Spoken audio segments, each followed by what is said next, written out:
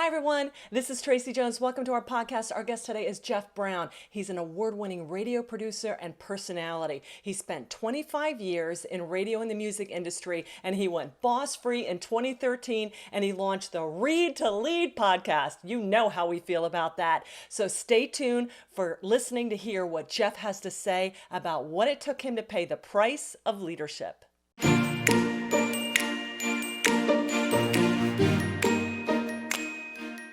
You're listening to Tremendous Leadership with Dr. Tracey Jones. Hi, everyone. This is Dr. Tracey Jones. Welcome to the Tremendous Leadership Podcast, Leaders on Leadership, where we pull back the curtain on leadership and talk with leaders all over the world about what it took them to pay the price of leadership. And today, we are tremendously excited because our guest is Jeff Brown. And Jeff is an award-winning radio producer and personality and a formerly nationally syndicated morning show host. After over 25 years in the radio and music industries, Jeff went boss free. I love that. You should trademark that, Jeff. Boss free zone in 2013. Amen, brother. And launched the Read to Lead podcast, a 4-time Best Business Podcast nominee.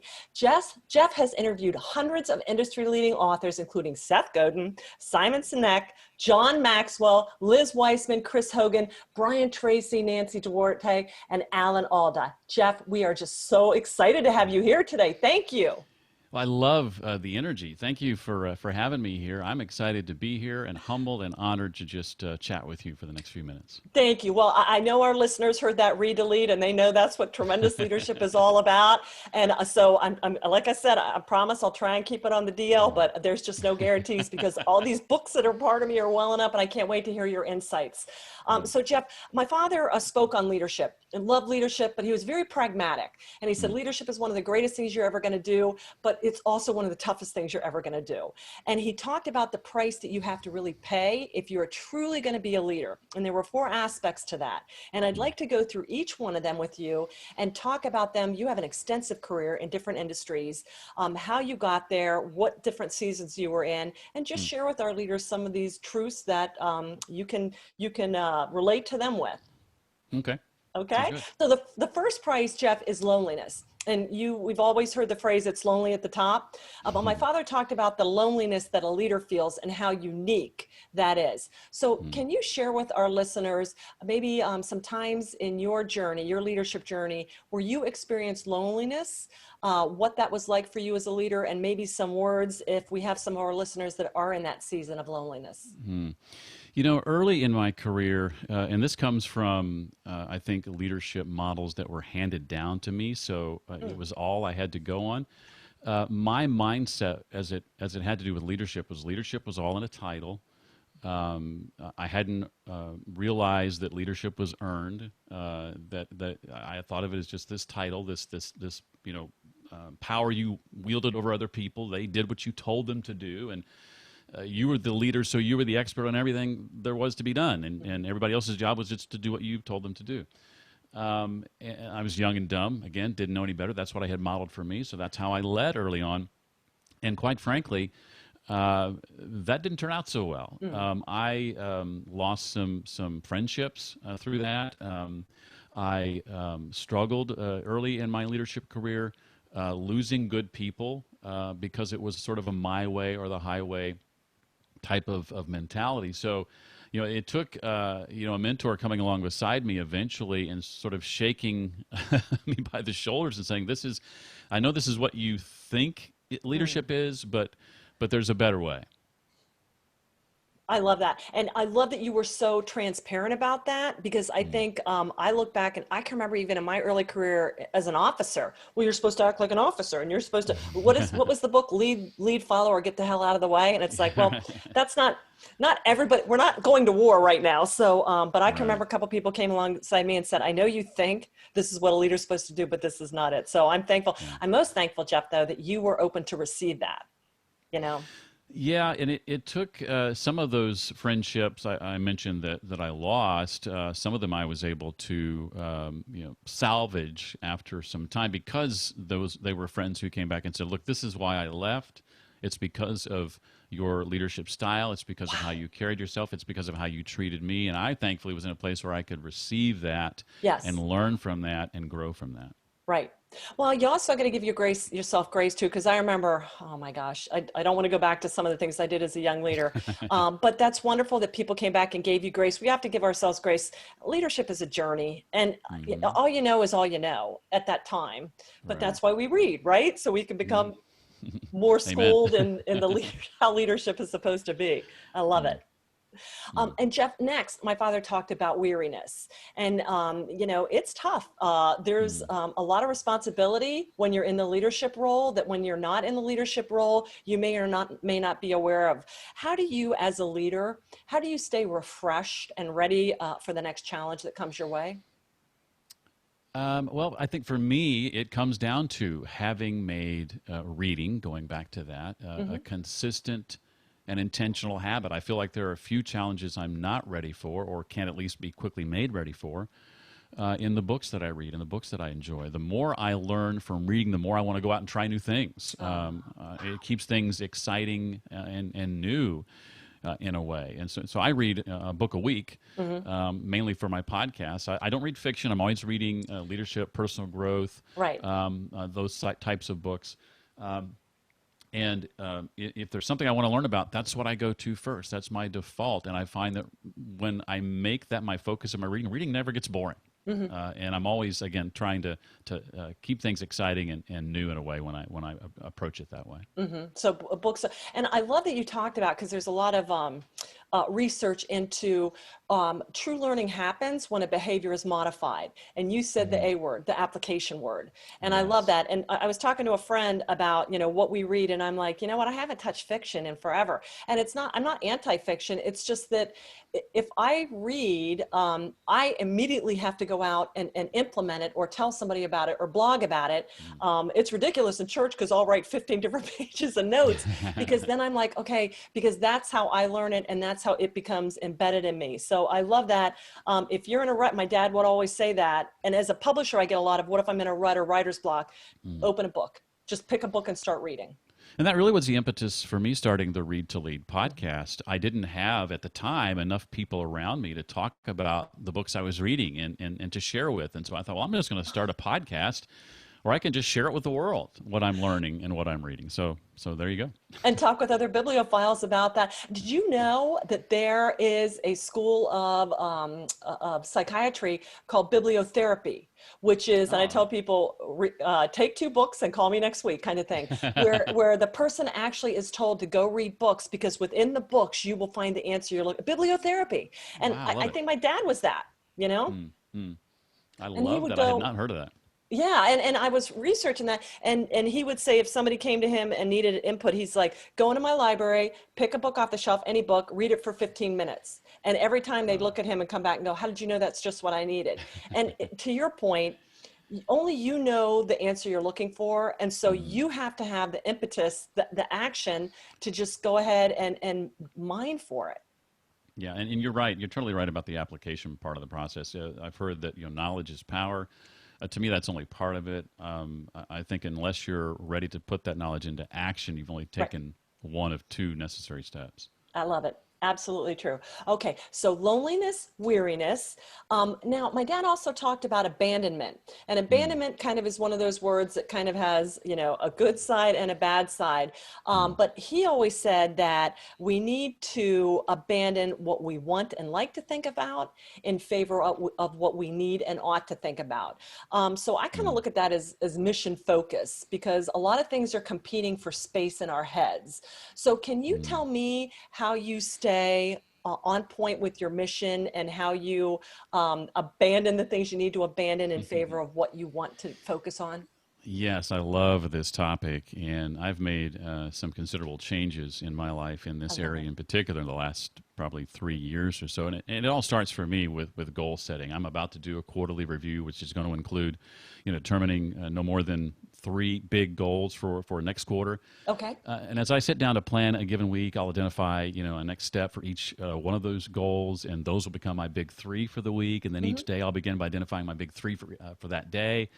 And then these will be informed more often than not by my big three for the week. And so further, when I look at a given day, it's often divided into blocks and into time blocks. There are meetings and interviews like this one, of course. But as I look at my big three for the day, I make sure to set aside blocks of time I intend to work on one or more of those items. And I go so far as to schedule those blocks in my calendar so that that time is protected. If I need to, when the time comes, I put on a pair of noise-canceling headphones. I open up an app like Adagio, which features classical music, or Focus at Will on my phone, something without lyrics, in other words, while I work. And I'm not certain any of us are ever 100% successful on this, but for me, it's really about scheduling. I schedule almost everything. If you were to look at my calendar between meetings and the time blocks for focus that I talked about, there isn't much room for anything else. Now, keep in mind, those time blocks include times for meals with my wife, and free time, and time for reading, and time to relax, and time to reflect. But I'm almost 100% intentional with how I spend my time, and that intentionality leaves little room for wasted thinking. Absolutely. And so Ben Franklin did that too. I don't know if you've ever read any of his stuff. He'd even schedule naps. And I'm like, okay, well, if it worked for him, I think it's so important. Now, can I ask you something? So a lot of the research literature, and I talk to a lot of people, the word singularity or priority, we should focus on that one big thing, one thing in a day. And for those of us that tend to take on too many things, we're always told, pare it down to the one big thing on that day. But can you explain how 3 works for you? Do you rack and stack them? Are you working them at the same time? Or are you linear, 1, 2, 3, or explain the 3? Yeah, it's linear for me by and large. And so, I may have any number of tasks that I need to accomplish in a given day, but I look at what I want to accomplish, and I decide if I only accomplished 3 things of this list, and still feel like I had a successful, productive day, what would those 3 things be? And I limit myself to those 3 things. Now, once those 3 things are complete, if there are other things on that list I still want to tackle, then I give myself permission to do that. But I limit myself to those 3 things. Those might be relatively, I call them my big 3, and that's borrowed from Michael Hyatt's free to focus mentality. But they could be relatively minor things. Each of them, though, is something that's moving me forward on one of my major goals for that week or for that quarter. Does that help? It does. So you have your 3 things that are more, not tactical because they're still, so where do you pick, but you said the bigger goals, where do they land? And do you pick one of them at a time, or do you kind of have several of those at any one given time? Yeah, I usually don't allow myself. I kind of think in quarters, and I treat a quarter like a year, because I think, setting annual goals, it's just the time frame, it's just too far out. Right. And we end up, taking 10 months before we start getting serious about that goal over there, because we've given ourselves 12 months to do it in. That's a great point. And so like Brian, I think it's Brian Moran, who wrote a book called The 12-Week Year. I think of my year in sort of 3-month time blocks, and I allow myself to set usually no more than often 2, sometimes 3 goals that I want to accomplish in that time. Now, when I say that, that could include, like, for example, I'm working on a book, and I started writing that book in May. Now, in May and June, I had a goal I wanted to reach by the end of June related to writing that book. It wasn't finishing the book. It was, I want to write X number of words by the end of June. July, August, September, I had another writing goal. The manuscript's due November the 1st, but I'm breaking it down into these quarterly chunks and deciding what's my goal for these 3 months related to that goal that may not be fully due for completion during this quarter, but what part of it is, and I break that down and go from there. Okay, I love that. You're right. A year. I love how I had to laugh. 10 months till you get serious. It's like, Yeah. And I ask people that. I'm like, if you're a year from now in the same position, what are you going to do? Well, there's no way I'd do that. Well, yeah, if you don't set something, I love the quarterly, and I love the chunking. That is, it's how do you eat an elephant? One bite at a time. Right, right. I'm a project manager at heart.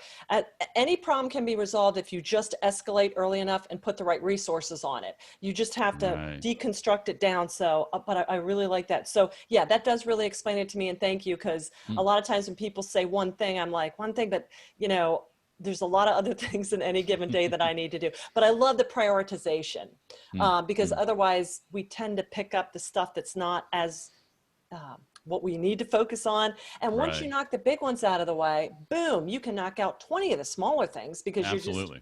you got that momentum going. Okay. Absolutely. Awesome. Thanks so much, Jeff. Okay. So the last one you talked about was vision. And you talk with a lot of really visionary leaders, and to mere mortal leaders, they look at this and say, well, they got the extra dumping on the head from God about, seeing things that we don't see. But my dad would always say, hey, vision is really nothing more than seeing what's really out there and then doing what needs to be done. Again, the application and the action. So can you tell me what vision means for you? And you're quarterly crunching through honing your vision. I can tell that from what you say, but what would you encourage for our leaders to really get clear on vision? Because that's the biggest thing everybody really, really wants. Yeah, and this is something I struggle with, and for that reason, I've gotten to a place where I am not afraid to ask others for advice, and that includes asking others, "What do you see as my strengths? Tell me, I have this vision or version of myself in my head, but how am I coming off? Well, how do you see my strengths, etc." And others who have been where I'm trying to go. Just getting a fresh pair of eyes on your situation sometimes can make a world of difference in your level of clarity. And I find that others to be, and I used to struggle with this, more than willing to lend an ear and share what they know. The problem is we're often too afraid to ask. Right. People want to be asked. Most people enjoy helping others. We just have to learn to get over our own hang-ups with the asking part, I guess. I love that. And I love that you talked about, you have this version of yourself, but how do you see me? And I think as you become, every little thing that you get closer to your true vision or your singularity, you're more comfortable asking. And it is remarkable. People can look at us and go, well, Tracy, but this is where I really see the passion come out in you. And you're like, what? I didn't even, we don't see it. We can't truly ever see ourselves the way other people do. So I love that you brought that up. And I love that you admitted that you struggle with it, because this is the one thing that I and everybody else I work with on our webinars and stuff like that is just, it's exhausting, it's frustrating, but it's part of the journey, and it's a process. Your vision is constantly working its way out.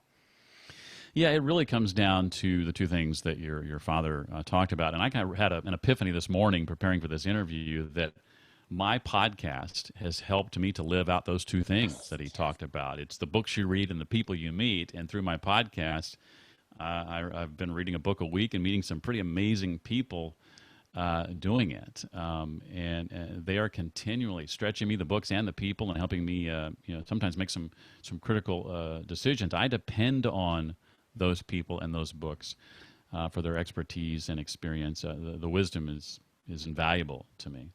And that's so great for our listeners out there, because you think you'll be a true leader or a success when you know it all. And just like you heard Jeff and me, I mean, when I went back to school to study leadership is when I really started understanding. And it's not like, oh my gosh, so much more to learn. But like you said, it's a healthy growth. And we're always learning. And 10 years from now, we'll look back at our podcast from 10 years ago and go, yeah, I was pretty old school then. Now I'm this kind of thing. So I love your attitude about that growth. Thank you. Excellent. Well, Jeff, we've covered the 4 different prices of leadership, and I thank you for your input on all of them. Is there anything else you would like to talk with our Leaders on Leadership podcast? Maybe talk about, give the old pitch for knowledge and growing the old cognitive efficacy kind of thing?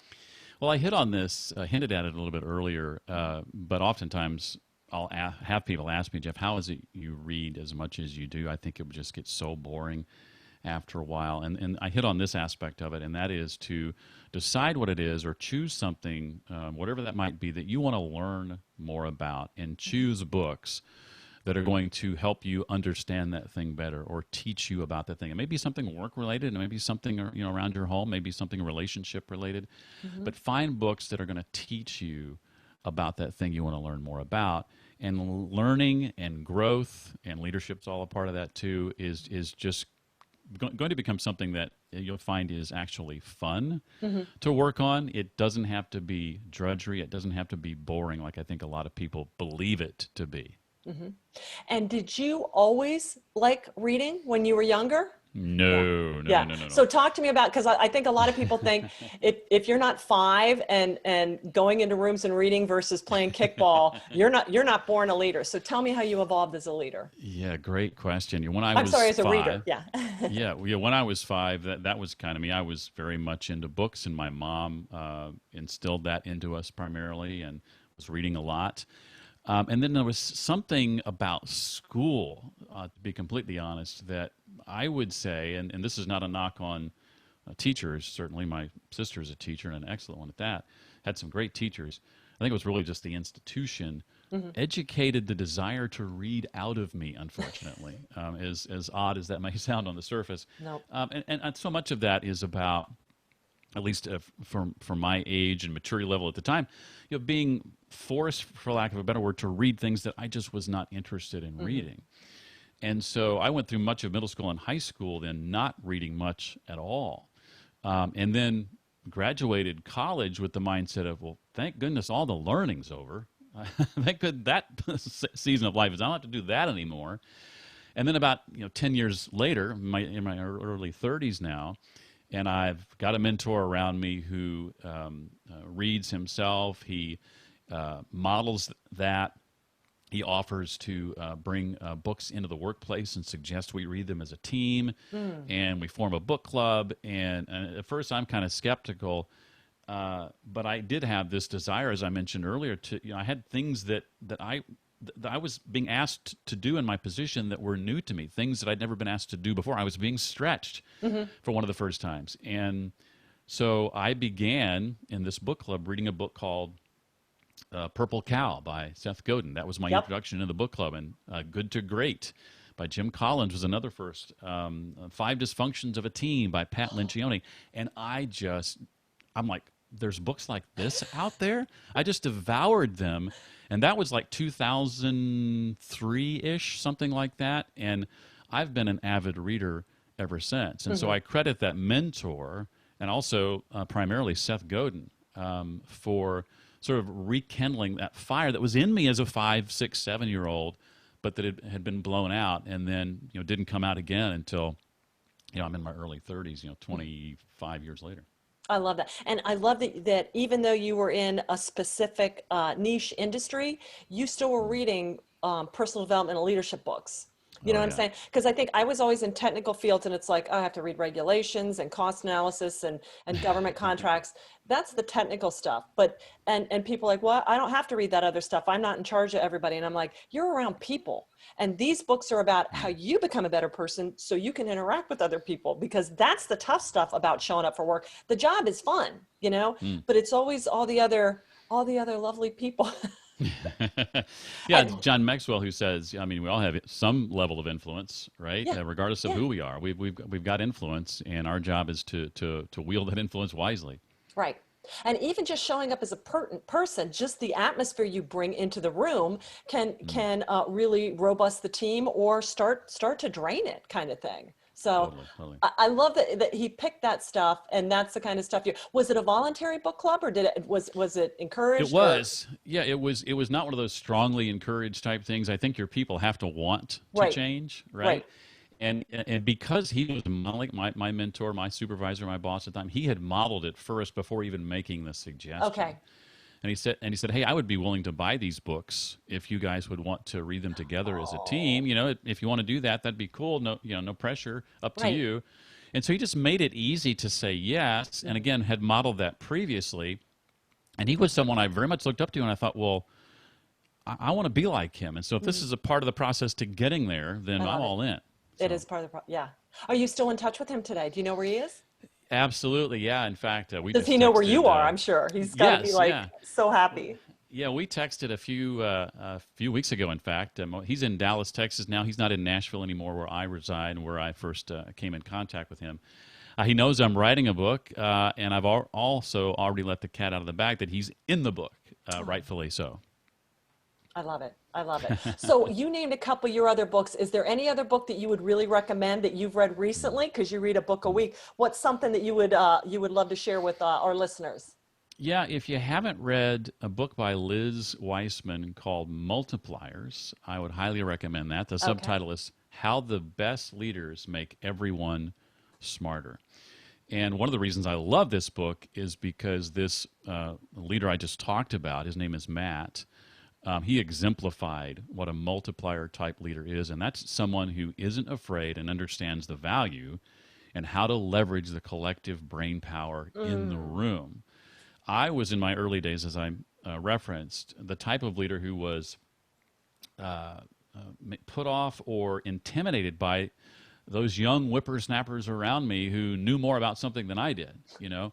And he wasn't that type of leader. He wanted smarter people than him in certain areas around him, and I realized the value in that.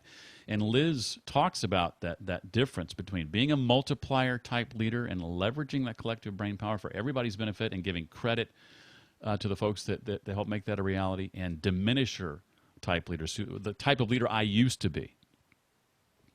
I love it. Well, Jeff, how can people get in touch with you?